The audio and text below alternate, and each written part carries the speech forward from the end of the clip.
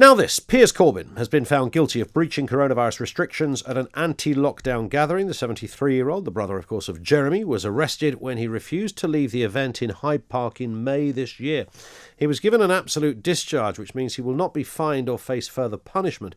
After Westminster Magistrates Court heard he'd spent 12 hours in police custody after his arrest. Addressing supporters outside, Corbyn said it had been a tremendous result. Let's speak to the anti-lockdown activist now. Piers Corbyn, good afternoon to you, sir. You're kind of celebrating this like you won something. How are you? I'm very well. No, we have won something quite significant. There were actually two charges, you see, for the 16th of May and the 30th of May. The case on the 30th of May was dismissed because they had issued me with a fixed penalty notice, but then charged me in less than 28 days after that. The one on the 16th of May, I was, in fact, in the process of leaving the area, and the question was whether the police had adequately given time. And the judge was obviously in two minds about it, so he found me guilty but gave me an absolute discharge, which means I pay nothing. Yeah, I mean, absolute discharge. It's an interesting legal term, isn't it? Because it sounds like it almost sounds like you're saying not guilty, doesn't it? But you are. Well, it is almost not guilty, completely so. But apart from the fact you're found guilty. Well, it's a technical guiltiness because technical. There was argued about. Well, the point was we said that the Human Rights Act overruled these administrative procedures in Parliament. And the judge agreed insofar as everything that comes through these administrative procedures has to comply with our rights to rights of expression and assembly. And there was argument about how, if the police did adequately comply or not. And, there was a close call, frankly. Yeah. But he found against us. So getting an absolute discharge is very good, and it will. But they reflected the fact you'd spent 12 hours in police. Yeah, they reflected the fact you'd spent 12 hours in police custody. Was that sort of was that the magistrate's way of acknowledging that some kind of punishment had already been meted out? Well, it may be. I don't know. He mentioned it, but the important thing for us is an absolute discharge. Yeah. So you haven't got to pay, because I think when we spoke before, you were facing a £10,000 fine. Yes, but that wasn't for that. That was for another event. Namely, they were accusing. You can't help yourself, Piers, can you? What's wrong with you, man? I mean, is there ever a point when you just think it's easier to stay home and watch World of Sport? No, we do have to stop this new normal, which is taking away rights, jobs, saving lives, that kind of thing. Yes. Well, we do need to save lives, yes. Yeah. Because there's more people dying due to suicides, for example, and under the lockdown rules, as well as, many other things. I mean, there's not any evidence for that, but we'll just more people are dying because of the measure. I can't. There is. I can't. Absolutely. I can't. Yeah. I mean, at the moment there are some excess. I'm just stopnewnormal.net.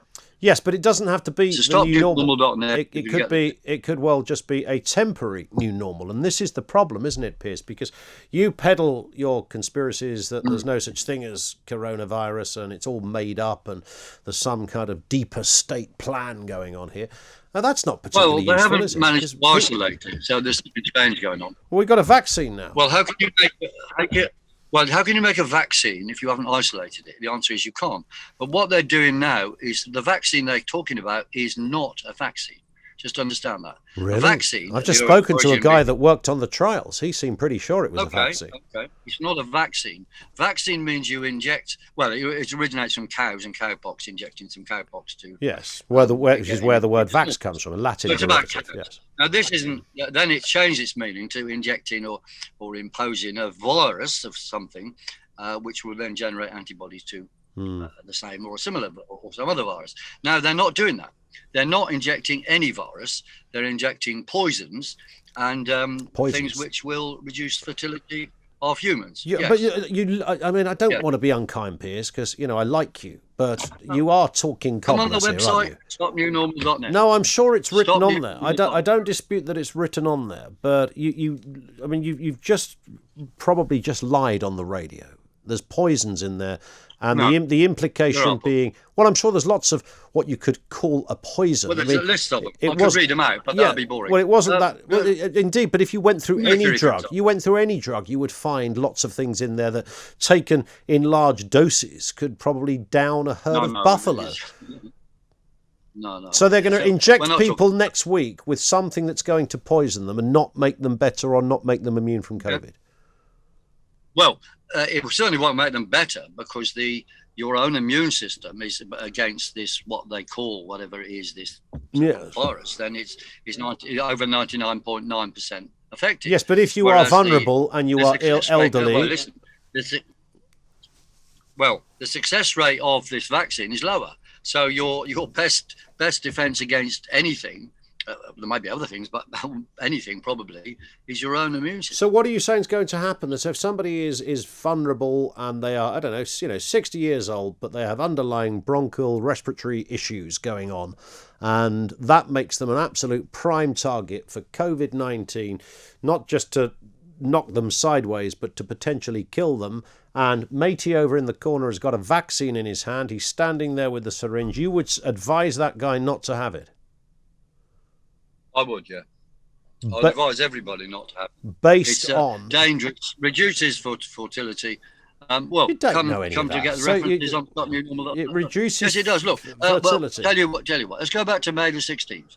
May the 16th, I was saying that the Bill Gates and others intended to inject the world.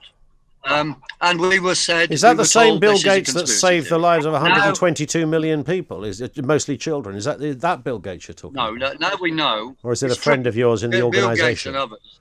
Right. Bill Gates and others now admit that's what they want to do. Vaccinate the world. So yesterday's conspiracy theories on this matter. Well, sorry, that's not a conspiracy. I've never heard Bill Gates say he wants to vaccinate the world. I don't think that quote would be retrievable. I'm sure it's on that. I'm sure it's on that website somewhere.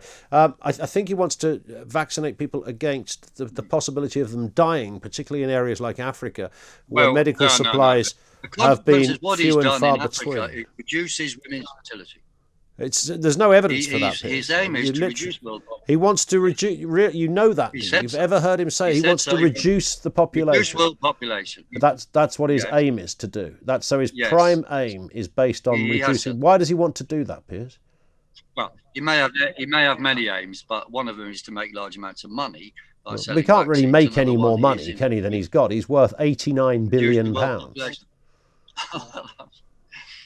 I'm sure he could make more money, and he is. The net value of Gates, Zuckerberg, and Bezos has gone up by £150 billion in the last 6 months. No, I understand that.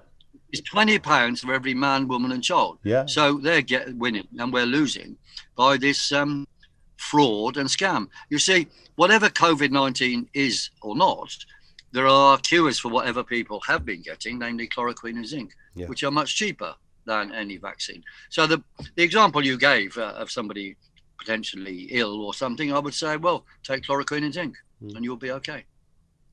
You do know how nuts you sound, Piers, don't you? You are aware of that. Well, I do know how... I mean, I'm being kind here, because another way to describe it would be that you are dangerous and you are bonkers, and you should probably keep schtum whenever asked about something that you clearly have zero information or knowledge about. No, I have plenty of knowledge, and I am a scientist. And well, I mean, I'm sure in your days in your particular area of science, I'm sure you were a standout student and all the rest of it. But something's happened, hasn't it?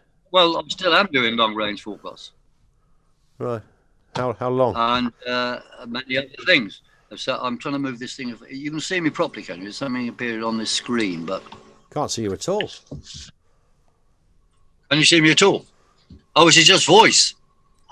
Let's press that. Yeah, you didn't need to. I can see myself. Oh, good. That's good. And I can see you. Yeah, there was no need to have put the lippy on. Right, now it's working.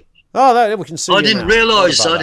Just as I'm sorry about that. That's all right. We can see you now. Just as we Well, thank you for inviting me. That's all right. Just as we finish the interview, Piers, thank you for being on with us.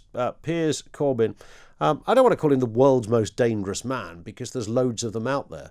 And I think most people listening to that will understand I don't even know where to begin. You just take a bunch of stuff and you write it on a website, and then you start peddling it around the place as if it's real. And all of those scientists, like the guy we just spoke to, a top physician in his field, working on the trials, they've all made this stuff up. They've just made this stuff up. 0344 499 1000. Back to reality and back to Earth. Why will you not take the vaccine? Forget the antics you just heard, but for your own reasons. What's your own reason for saying, no, I'm having none of it? It's Ian Collins on Talk Radio, 10 to 2.